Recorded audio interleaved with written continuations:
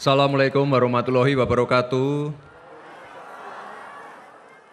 Salam sejahtera, Shalom, Om Swastiastu, Namo Buddhaya, salam kebajikan, Rahayu, Rahayu, Rahayu.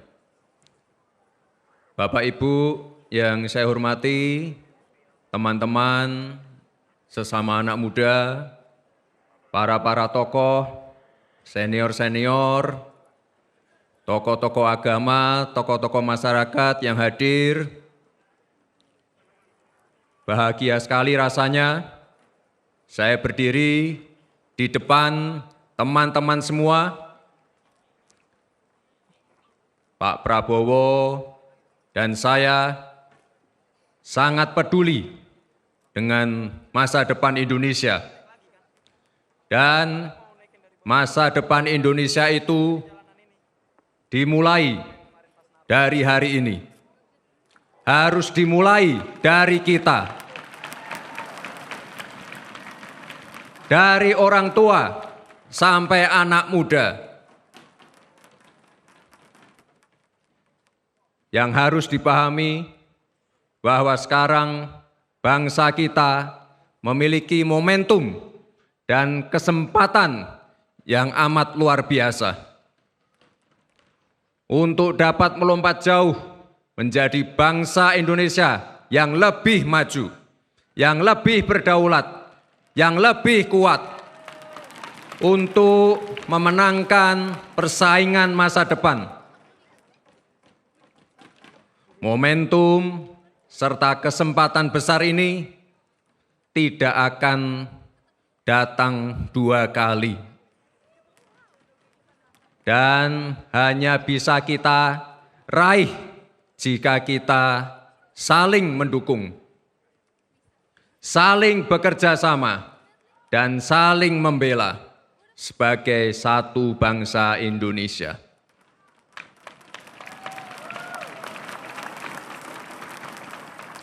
Boleh tidak saya bertanya dulu kepada anak-anak muda yang ada di sini? Ada yang tahu greenflation enggak? Ada yang ngerti SGIE enggak? Yang ngerti saya kasih jaket saya. Ada yang mau jawab enggak?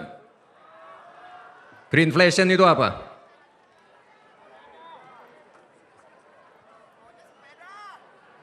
Coba MC pilih salah satu coba. Greenflation, SGIE. Saya kasih jaket yang kemarin kita pakai pada waktu debat. Kemarin nonton debat semua ya? Baik. Oke, ini ternyata yang dipilih, silakan Masnya boleh sebutkan namanya dan jawabnya silakan langsung boleh kepada Mas Gibran Raka Buming Raka. Mas Gibran izin menjawab, greenflation merupakan kesiapan kita bagaimana nanti jika nanti kita sudah menerapkan ekonomi hijau, bagaimana kita dapat menghadapi kenaikan-kenaikan harga yang didampakkan oleh transisi ekonomi hijau tersebut. Oke, namanya siapa Mas? Nama saya Pramanda. Oke, ukurannya langsung ditanya, oke? Gimana? Oh, boleh nanti dikasih. Oh, mau selfie dulu boleh? Silahkan. Jangan sirik yang lainnya ya. Oke, boleh. Ini mau langsung diberikan oleh Mas Gibran. Boleh, silakan. Oke. Mas, salaman dulu Mas. Salam dulu. Silakan. Luar biasa. Oke. Nah itu lihat anak muda aja bisa jawab. Teman-teman semua, yang saya sebutkan tadi itu sama sekali bukan topik yang receh. Setuju nggak? Baik.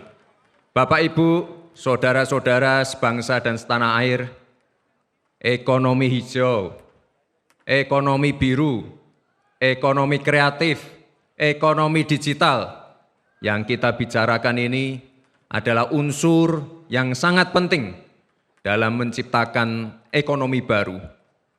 Inovasi, teknologi memungkinkan semua profesi, baik itu petani, nelayan, pengrajin, pekerja pabrik, pengusaha UMKM, bisa menjalankan pekerjaannya secara lebih smart dan lebih produktif.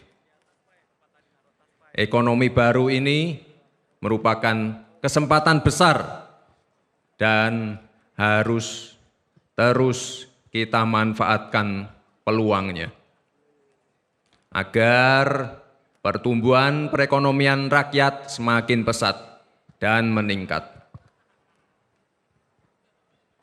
Dari desa sampai ke kota, dari Aceh sampai Papua akan semakin sejahtera dengan potensi ekonomi baru. Saya yakin UMKM kita siap menyambut dan mendapatkan peluang dari ekonomi baru. Saat ini saja kita sudah memiliki 64 juta UMKM yang menyumbangkan 61% untuk PDB kita. Dan yang lebih penting lagi, sebagian besar pelaku UMKM adalah perempuan. Ibu-ibu, para pahlawan ekonomi keluarga. Ditambah adanya fasilitas dukungan modal, dukungan teknologi, kemudahan berusaha, seperti dengan online single submission atau OSS, sehingga usaha rakyat akan semakin mudah perizinannya. Maka dari itu, untuk anak muda yang mau berusaha, kami akan bantu dengan program kredit startup milenial. Sebagai bangsa yang berdaulat, kita tidak boleh pasrah hanya menjadi pasar.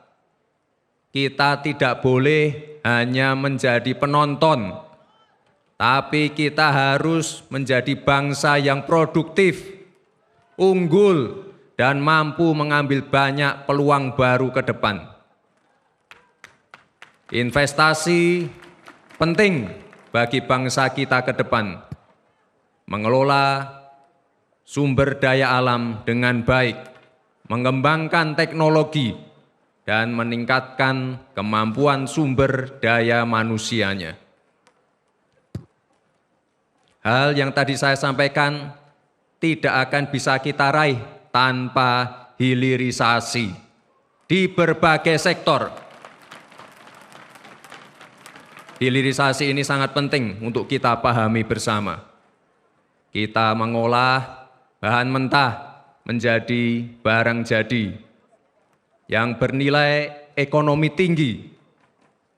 Hilirisasi membuka peluang yang sangat besar dan luas dari hulu ke hilir untuk rakyat Indonesia.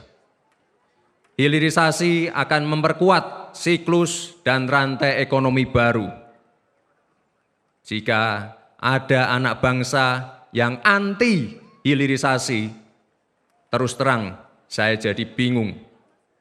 Untuk bangsa mana dia berpihak? Hilirisasi ini adalah kepentingan bangsa kita ke depan. Dengan hilirisasi kita akan memiliki peran yang lebih strategis dalam rantai pasok dunia. Hilirisasi harus terus diperluas. Misalnya nelayan bukan hanya menangkap ikan, tapi juga koperasinya mempunyai cold storage, pasar ikan, serta pabrik olahan sampai kemampuan ekspor. Demikian juga dengan sumber daya alam kita, sumber daya pertanian, perkebunan, kelautan, hingga hilirisasi digital.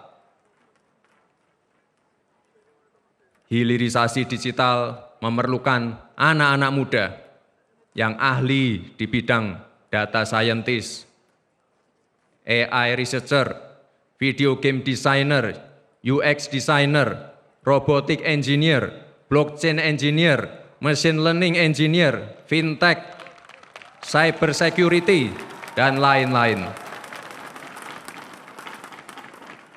Manfaat hilirisasi juga akan dapat menciptakan tenaga kerja hingga 19 juta lapangan kerja dalam 5 tahun ke depan. Ini adalah peluang yang sangat luar biasa, khususnya untuk generasi milenial, generasi Z, kaum perempuan, dan juga kawan-kawan disabilitas. Maka dari itu, hilirisasi akan berhasil jika kita sebagai manusia Indonesia mau terus mengasah skill atau kemampuan masa depan. Surplus SDM dengan usia produktif seperti ini adalah berkah yang besar untuk bangsa kita yang disebut bonus demografi. Dengan puncak pada tahun 2030 dan selesai pada tahun 2045. Tapi ternyata bonus ini datang bersama tantangan masa depan atau future challenges.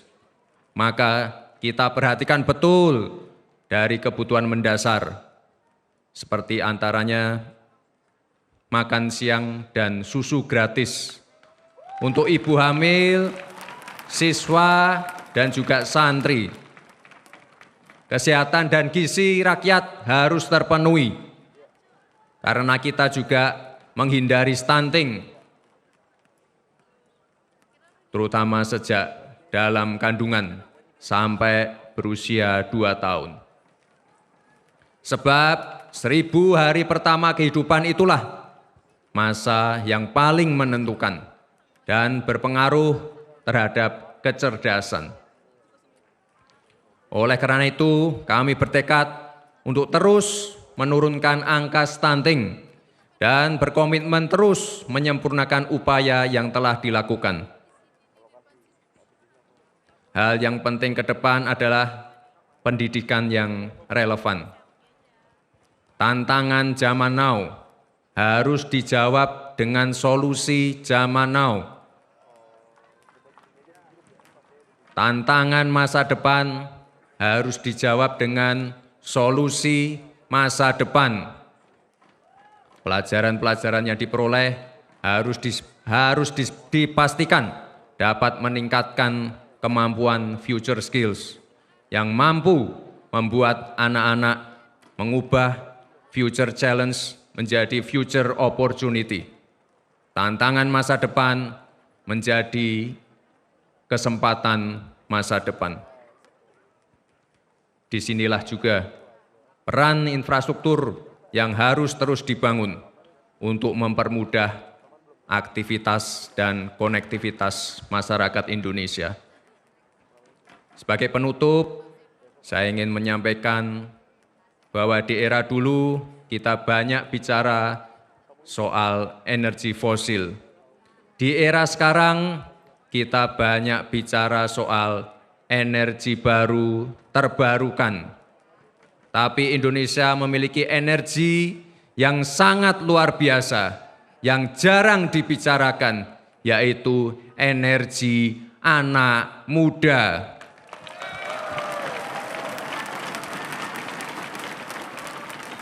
Penghargaan yang setinggi-tingginya kepada Pak Prabowo Subianto yang telah memberikan jalan bagi saya, mewakili anak-anak muda. Beliau adalah seorang patriot bangsa yang pengorbanannya pada Ibu Pertiwi tidak perlu ditanyakan lagi. Seorang teladan yang menyediakan dirinya untuk menjadi jembatan bagi generasi muda untuk mewujudkan masa depannya. Terima kasih Pak Prabowo, dan saya ingatkan sekali lagi untuk teman-teman yang ada di sini, datang ke TPS, coblos nomor berapa? Coblos nomor 2, Prabowo Gibran. Sekian, terima kasih. Wassalamualaikum warahmatullahi wabarakatuh.